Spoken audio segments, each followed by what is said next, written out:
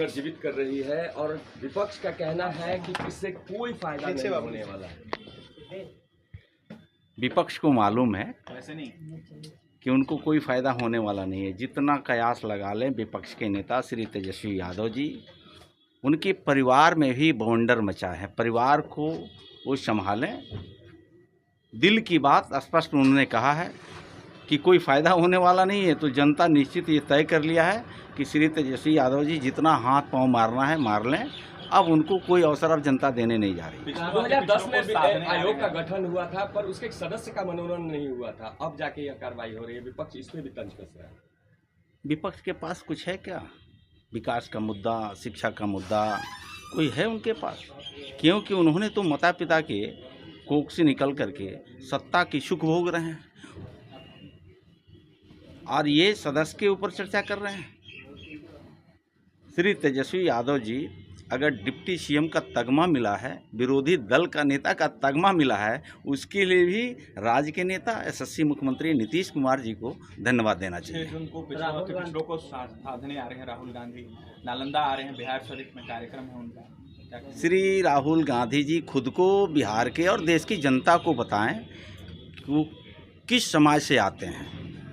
जनता ये भी जानना चाह रही है कि श्री राहुल गांधी जी बड़े ढोल नगारा पीट रहे हैं कि मेरे कहने से अगर कुछ हो रहा है तो ये किस जाति से आते हैं, किस धर्म को मानने वाले श्री राहुल गांधी जी देश की जनता और बिहार की जनता जानना चाहती है। चुनावी साल है, राहुल गांधी का बार बार बिहार आना और ऐसे में पिछड़ा अति पिछड़ा वोट पर सेंधमारी करने की बात कांग्रेस कर रही है। जहाँ देश का यशस्वी प्रधानमंत्री नरेंद्र मोदी जी पिछड़ा समाज के आते हों, जहाँ ओम बिरला जी लोकसभा का स्पीकर अति पिछड़ा समाज के आते हों, जहाँ गृह मंत्री अति पिछड़ा समाज से आते हों, जहाँ राज्य के भारतीय जनता पार्टी के बिहार के अध्यक्ष पिछड़ा समाज के आते हों, जहाँ डिप्टी सीएम सम्राट चौधरी जी पिछड़े समाज से आते हों, जहाँ दर्जनों मुख्यमंत्री यहाँ पिछड़े समाज से आते हों, जहाँ राज्य के मुख्यमंत्री 20 साल से सर्व समाज के चहेते आदरणीय नीतीश कुमार जी अति पिछड़े समाज से आते हों, तो शायद उस पर किसी को राजनीति करना वो कहीं ना कहीं वो झांसे में है। और जनता ये जान रही है कि उनके बरगलाने से बिहार की जनता आने वाली नहीं है। अति पिछड़ा दलित अकलियत समाज के और सर्व समाज के हक की बात अगर कोई ज़मीन पर उतारा तो एनडीए की सरकार, नेता नीतीश कुमार जी और नेता नरेंद्र मोदी जी के नेतृत्व में ही उतरा है। नेता नरेंद्र मोदी के रोड शो को फ्लॉप बता रहे हैं, चालीस से लेकर सुधाकर सिंह कह रहे हैं। मैंने कहा ना कितनी त्याग तपस्या करने के बावजूद लालू यादव अपने गिरवा में क्यों नहीं झांकते हैं। परिवारवाद की पार्टी है, जातवाद की पार्टी है, वर्ग संघर्ष कराने वाली पार्टी है, गोली बारूद लाठी डंडा की बात करने वाले लोग हैं। तो उनको नरेंद्र मोदी जी की रैली थोड़ी नजर आएगा।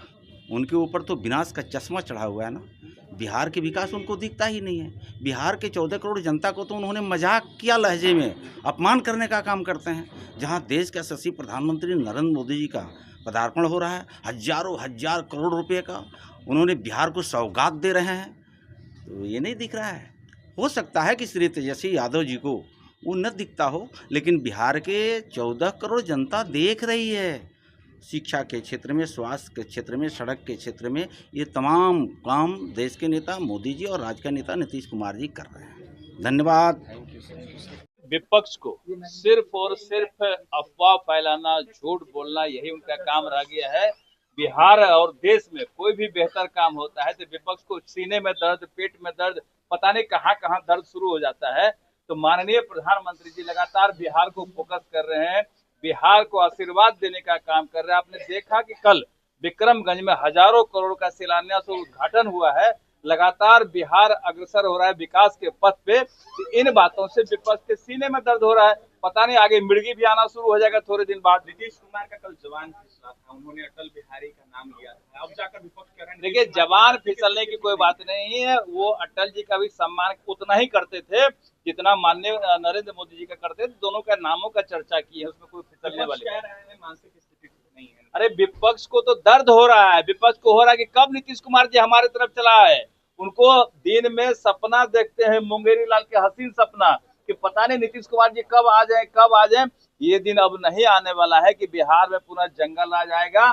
बिहार की जनता कमर कस के बैठी है कि जंगल राज वाले पार्टी को 2 अंक में इस बार नहीं आने देंगे। पटना और मुजफ्फरपुर में गोलीकांड हुआ है। पटना में 2 लोगों को गोली मारी गई है, मुजफ्फरपुर में एक की हत्या की गई है। देखिए, जहां भी गोलीकांड हो रहा है पुलिस पूरी तरह मुस्तैद है और पुलिस कानूनी कार्रवाई करने के लिए पूरा खुला छूट मिला हुआ है। और पुलिस को पूरा छूट इसलिए भी दिया गया है कि कहीं कोई गड़बड़ी होती है तो अपराधी के दिल में भय व्याप्त करने के लिए हम तो सीधे तौर पर कहते हैं अगर इनकाउंटर की आवश्यकता होती है तो इनकाउंटर भी किया जाए अपराधियों का। राहुल गांधी पिछड़ा रैली करने जा रहे हैं 6 तारीख को, बिहार आ रहे हैं।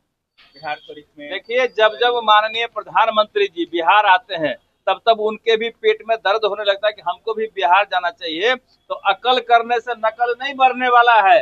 राहुल गांधी जी कितना भी नकल कर ले कोई फर्क नहीं पड़ता है। अति पिछड़ा रैली कर ले, पिछड़ा रैली कर ले, महादलित रैली कर ले, ये तमाम समाज के लोग एनडीए के साथ में है, नीतीश कुमार जी के साथ में है। कोई कहीं नहीं जाने वाले हैं। कितना भी नाक रगड़ ले, नालंदा चले जाए, मुख्यमंत्री जी के घर पे चले जाए, उनका पैर पकड़ ले, कोई फर्क नहीं पड़ता। सरकार आयोग का गठन कर रही है, विपक्ष कह रहा है कि इससे कोई फर्क नहीं पड़ने वाला। तो विपक्ष क्या करना है, उनके हिसाब से कर दे आयोग का गठन। हमारा काम है विकास का, हम सबको लेकर के विकास का काम करने का प्रयास कर रहे हैं। सबका साथ, सबका विकास, सबके विश्वास पे काम कर रहे हैं। विपक्ष भ्रम फैलाने में लगी हुई कि कोई काम नहीं हो रहा, तो विपक्ष के लोगों को अपना चश्मा का पावर बढ़ाना पड़ेगा। अगर उससे भी काम नहीं होगा तो मोतियाबिंद का ऑपरेशन करा। रेवंत रेड्डी बोले हैं कि राहुल गांधी का प्रधानमंत्री तो पीओके अपने कब्जे में होता है। कौन बोले? दिन में सपना देखते रहे। बहुत लोग बने प्रधानमंत्री कांग्रेस के, कहे ना पीओके के ले लिए थे। आप ये तय मानिए कि नरेंद्र मोदी जी जब तक है पीओके बहुत दूर नहीं है।